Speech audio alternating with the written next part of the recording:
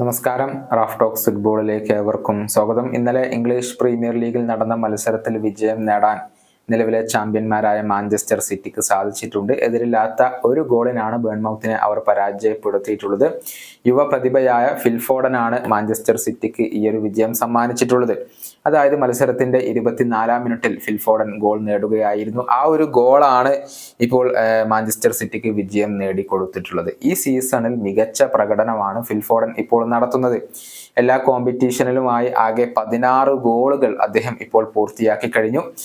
അദ്ദേഹത്തിന്റെ career best ആണ്. അതായത് ഇതിനു മുൻപ് തന്റെ കരിയറിൽ ആകെ ഒരു സീസണിൽ 16 ഗോളുകൾ ക്ലബിന് വേണ്ടി നേടാൻ ഇദ്ദേഹത്തിന് കഴിഞ്ഞിട്ടില്ല.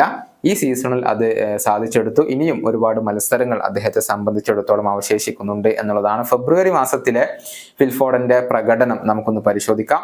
6 മത്സരങ്ങളാണ് ഈ മാസം അദ്ദേഹം കളിച്ചത്.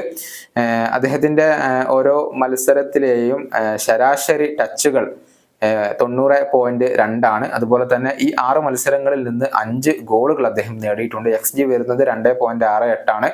ഇനി പെർ ഗെയിം 4.7 ഷോട്ടുകൾ വീതം അദ്ദേഹം ഉതിർക്കുന്നുണ്ട്. ഒരു അസിസ്റ്റ് ഈ ഒരു മത്സരങ്ങളിൽ നിന്ന് അദ്ദേഹം സ്വന്തമാക്കിയിട്ടുണ്ട്. പെർ ഗെയിം 2.3 കീ പാസുകൾ വരുന്നു. അതുപോലെ തന്നെ അക്യുറേറ്റ് പാസുകൾ പെർ ഗെയിം 62.2 ആണ്.